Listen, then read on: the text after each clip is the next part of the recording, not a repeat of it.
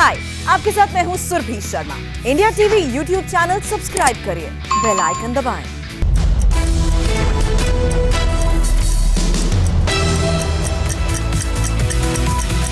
नमस्कार, बहुत स्वागत है आपका। आपके साथ मैं हूँ ज्योत्सना पाटिल। नमस्कार, मैं हूं अमित पालित। सुबह के 9 बजे हैं और लेकर आए हैं हम आपके लिए सुबह 9 बजे की 9 बड़ी खबर।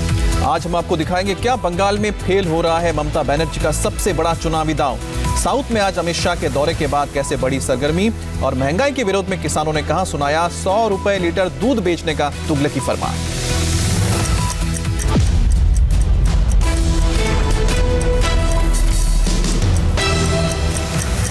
सबसे पहले बात ममता बनर्जी की। ममता बनर्जी स्वास्थ्य साथी योजना की हम बात कर रहे हैं, जिसे वो इस चुनाव में ट्रम्प कार्ड मान रहे हैं।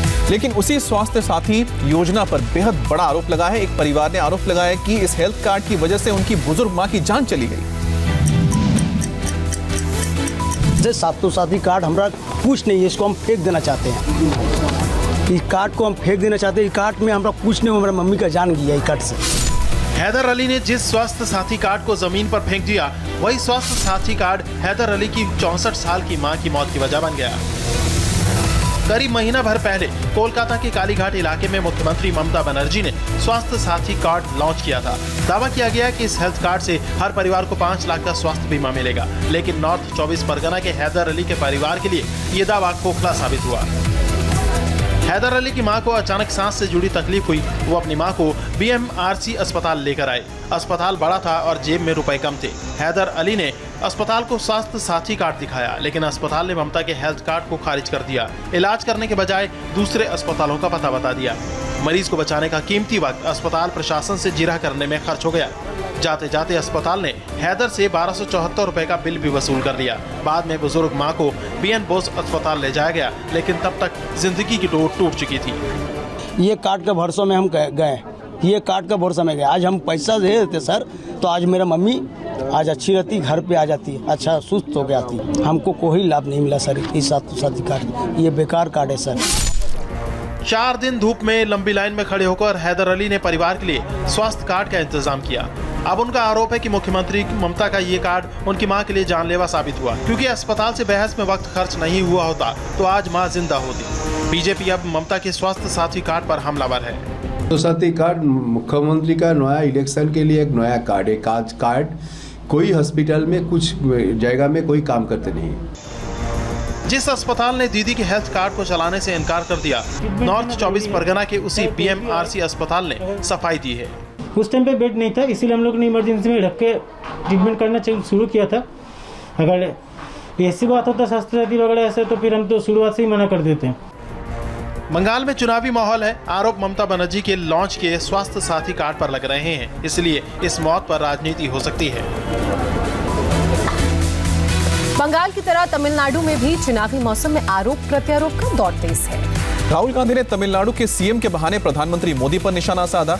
अब आज गृह मंत्री अमित शाह चेन्नई में है, तो आज राहुल को अमित शाह से जवाब मिल सकता है। One reason Narendra Modi cannot control me, and that is that I am not corrupt. Tamil Nadu और पुडुचेरी की चुनावी चहल पहल में कल तक राहुल गांधी छाए हुए थे। आज अमित शाह का दिन है। जिस तरह राहुल गांधी आक्रामक दिखे, PM मोदी पर निशाना साधा, आज अमित शाह की तरफ से उन्हें करारा जवाब मिल सकता है। I fall asleep at night in 30 seconds because I'm not scared of Mr. Modi. How long does it take the Chief Minister of Tamil Nadu to fall asleep at night? He cannot sleep at night. அவர் இரவு நேரங்களிலே நிம்மதியாக தூங்க முடியாது. Because he is not honest. ஏனென்று சொன்னால் அவர் நேர்மையானவர் அல்ல. And because he is not honest, he cannot stand up against Narendra Modi. Amit Shah Tamil Nadu और पुडुचेरी के चुनावी दौरे पर कल रात ही पहुंच चुके हैं। दोनों राज्यों में पार्टी पदाधिकारियों की बैठक के साथ अमित शाह आज दोनों राज्यों में रैली भी करेंगे। माना जा रहा है कि अमित शाह चुनावी मंच से राहुल गांधी के हर बयान, हर आरोप का हिसाब किताब करेंगे। शनिवार को देर रात चेन्नई पहुंचे अमित शाह का एयरपोर्ट पर ही शानदार स्वागत हुआ। रात होने के बावजूद बड़ी संख्या में समर्थक एयरपोर्ट के बाहर मौजूद थे। आज उनका बेहद व्यस्त कार्यक्रम है, जो अब से कुछ देर बाद 10:30 बजे से शुरू हो जाएगा। पहले हाफ में वो पुडुचेरी में रहेंगे, जबकि दूसरे हाफ में तमिलनाडु में दोपहर बाद 3:45 बजे वो चुनावी जनसभा को संबोधित करेंगे। 5 राज्यों में चुनावों से ठीक पहले कांग्रेस के अंदर बड़ा घमासान मचा हुआ है। राहुल गांधी भले ही इस पर चुप हो, लेकिन जम्मू में पार्टी के असंतुष्ट नेताओं की बैठक के बाद कयास लग रहे हैं। मैं पार्लियामेंट की राज्यसभा से रिटायर हुआ हूं, राजनीति से रिटायर नहीं हुआ हूं जैसे मेरे साथी। सच बोलने का मौका है और आज सच ही बोलेंगे। सच्चाई तो ये है कि कांग्रेस पार्टी हमें कमजोर होती दिख रही है। जम्मू की बैठक से कांग्रेस के G23 के नेताओं के जो बोल सुनाई दिए वो हल्के में लेने लायक नहीं है। बैठक में बातें बेशक कांग्रेस को मजबूत बनाने की हुई, लेकिन कांग्रेस कमजोर है और इसके लिए आला कमान जिम्मेदार है। ये बात भी खुलकर सामने आई। राहुल गांधी समेत कांग्रेस के पूरे हाईकमान ने इस बैठक को पहले इग्नोर करने की कोशिश की, लेकिन अंदर खलबली साफ दिखी। इसकी बेचैनी का एक चेहरा बनकर अभिषेक मनु सिंह भी सामने आए। उन्होंने बागी नेताओं को एक सलाह दी, तो इस पर भी जवाब उन्हें तंज में मिला। मैं समझता हूं कांग्रेस पार्टी समझती है कि जब 5 प्रांतों में चुनाव हो रहे हैं जिसमें कांग्रेस संघर्ष कर रही है, तो ज़्यादा उपयुक्त होता अगर ये सभी नेता इन प्रांतों में अभियान करते, कांग्रेस का हाथ मजबूत करते। हम जो प्रयास कर रहे हैं पार्टी के अंदर और पार्टी के बाहर, तो यही प्रयास कर रहे हैं कि हम सब सक्रिय हो जाएं, मिलके एक चर्चा होनी चाहिए। हरियाणा की खाप पंचायत ने पेट्रोल की बढ़ती कीमत के विरोध का अनोखा तरीका अपनाया है। पंचायत ने दूध बेचने वालों किसानों से डेयरी को 100 रुपए प्रति लीटर दूध बेचने के लिए कहा है। पेट्रोल की कीमत आसमान छू रही है। सरकार से लाख अपील के बाद भी पेट्रोल के दाम घटाए नहीं जा रहे हैं, जिसके बाद अब हरियाणा के हिसार की सतरोल खाप पंचायत ने अनोखा फैसला किया है। अब किसान डेयरी और दूसरे दूध केंद्रों में 100 रुपए प्रति लीटर दूध बेचेंगे। सतरोल खाप पंचायत की तरफ से कहा गया कि अगर पेट्रोल 100 रुपए प्रति लीटर बिक सकता है तो दूध 100 रुपए प्रति लीटर क्यों नहीं बिक सकता। पेट्रोल का भाव इतना बढ़ गया और दूध का भाव 50 रुपए। आपस में जो दूध दिया जाएगा वो उसी रेट में दिया जाएगा, परंतु जो निगम है जिस तरह डेयरी है तो इनको 100 रुपए किलो से कम हम दूध किसान नहीं देगा। सतरोल की ये पंचायत किसान आंदोलन के समर्थन में बुलाई गई थी। इसमें यह भी साफ किया गया कि 100 रुपए प्रति लीटर दूध सिर्फ डेयरी के लिए है, आम जनता के लिए नहीं। आम जनता को तो सामान्य रेट पर ही दूध सप्लाई किया जाएगा। पिछले हफ्ते हुए महानगर पालिका चुनावों के बाद आज गुजरात में नगर पालिका और पंचायतों के लिए वोटिंग हो रही है। सभी 6 नगर निगमों में जीत के बाद बीजेपी के सामने ग्रामीण क्षेत्रों में भी कामयाबी दोहराने की चुनौती है।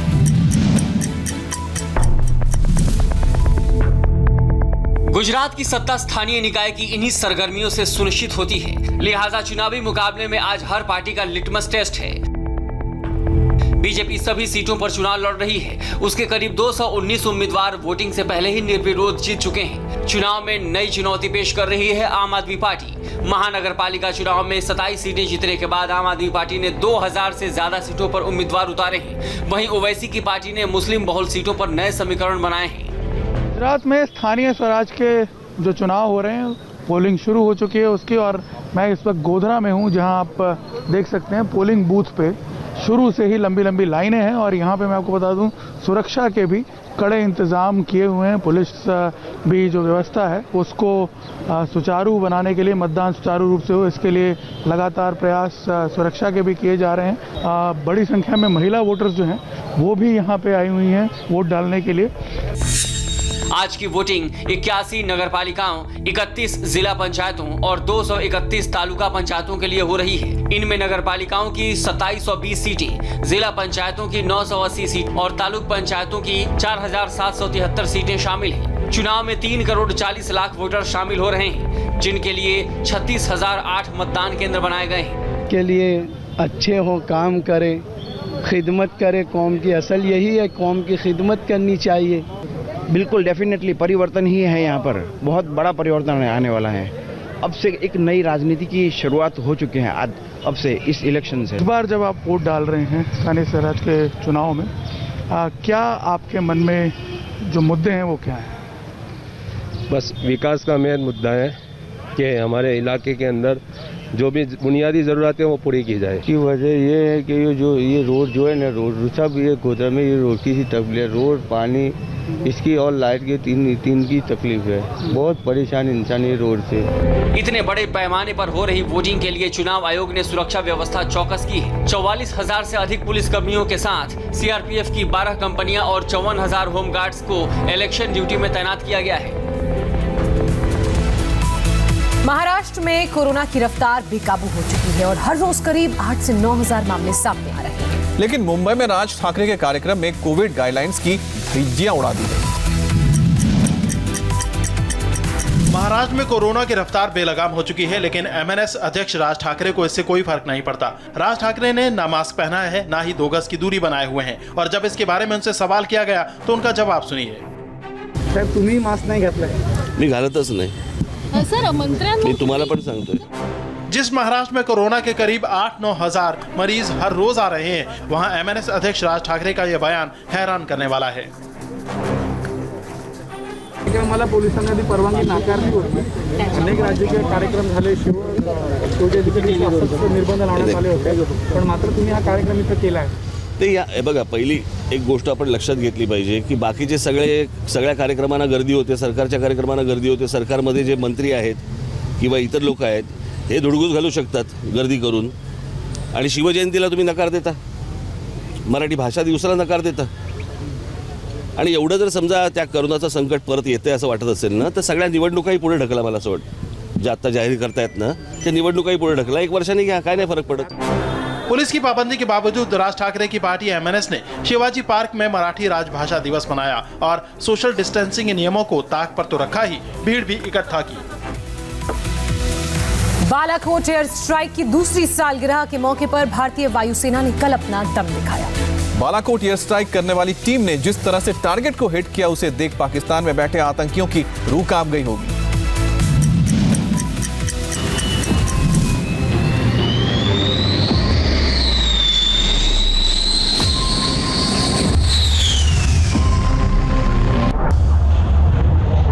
ये तस्वीरें हर भारतीय को गर्व से भर देने वाली हैं। इन तस्वीरों को देखकर हर भारतीय का सीना चौड़ा हो रहा है और इन तस्वीरों को देखकर पाकिस्तान और वहां पनपने वाले दहशतगर्दों को सांप सूंघ गया है।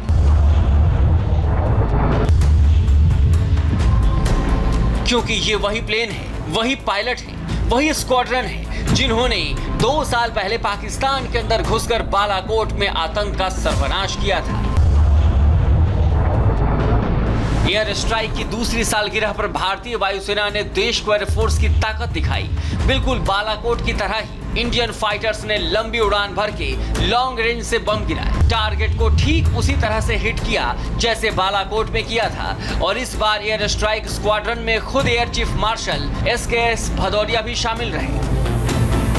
भारतीय वायुसेना के लड़ाकू विमानों ने 26 फरवरी 2019 को LOC को पार करके बालाकोट में आतंकवादी ठिकानों को नेस्तनाबूद कर दिया था। मध्य प्रदेश में कांग्रेस के एक नेता महिला तहसीलदार को धमकी देते हुए कैमरे में कैद हुए हैं। और वीडियो वायरल हुआ तो नेताजी सफाई देने लगे कि वो रिश्वत के एक मामले में तहसीलदार से शिकायत कर रहे थे। ये बीजेपी की कब तक रहेगी, जिंदगी बनी रहेगी? नौकरी बची है 10-20 साल की, खोद के ले आएंगे कहीं से भी हम। हाँ, ये जो तरीका है वो चमचागिरी का तरीका बदल देना अपना तहसीलदार मैडम। सुना आपने, जनाब कांग्रेस के नेता हैं और लेडी तहसीलदार को खुलेआम उन्हीं के दफ्तर में धमका रहे हैं। थोड़ा सा जो बदनामी है उसको आप कंट्रोल करिए। क्या है आपके नाम पे दलाली कर रहा है या बीजेपी का नगर अध्यक्ष या कांग्रेस के लोग आके परेशान होते हैं? ये करेंगे हम लोग? मैसेज गलत जा रहा है। मिलोगे नहीं आप। लेडी तहसीलदार को धमकाते हुए ये वायरल वीडियो मध्य प्रदेश के रतलाम का है, जहां आलोट से कांग्रेस नेता वीरेंद्र सिंह सोलंकी जावरा के पिपलोदा तहसील कार्यालय पहुंचे थे, जहां उन्होंने महिला तहसीलदार किरण बरबड़े को धमकाना शुरू कर दिया। दिल्ली पुलिस ने कालकाजी चाकूबाजी मामले में 5 आरोपियों को गिरफ्तार किया है। शनिवार को 17 साल के छात्र ने अपनी बहन से छेड़खानी का विरोध किया तो आरोपियों ने उस पर चाकू से हमला कर दिया था। ये तीनों तस्वीरें कालका जी के उस स्कूल के सामने हुई वारदात का पूरा घटनाक्रम है, जिसने सबको हैरान कर दिया। घटना बीच सड़क पर सबके सामने हुई, लेकिन ना तो बहन से छेड़खानी का विरोध कर रहे भाई को हमलावरों से बचा पाया और ना ही चाकू मारने के बाद फरार हो रहे आरोपियों को पकड़ने की कोशिश की। उस टाइम मैं स्कूल से आ रही थी अपने भाई के साथ, तो लड़कों ने कमेंट किया, तो मेरे भाई ने विरोध किया उसका, तो उसी बात पे उन लोगों ने मेरे भाई को हाथापाई की और चाकू मारा। घटना के करीब 24 घंटे बाद पुलिस ने आरोपियों को पकड़ा तो पता चला 5 आरोपियों में से 2 नाबालिग हैं, जबकि 3 मुख्य आरोपियों में एक BA में पढ़ता है तो दूसरे ने 9वीं क्लास के बाद पढ़ाई छोड़ दी थी। घटना के बाद आरोपियों के हमले में बुरी तरह घायल 17 साल के बच्चे को एम्स के ट्रॉमा सेंटर में भर्ती कराया गया। उसकी हालत स्थिर बताई जा रही है। 5 आरोपियों को हिरासत में लेने के बाद पुलिस उनसे कड़ी पूछताछ कर रही है। वक्त एक ब्रेक का है। ब्रेक के बाद देखिए महाराष्ट्र के पुणे में कैसे जली पुलिस की गाड़ी।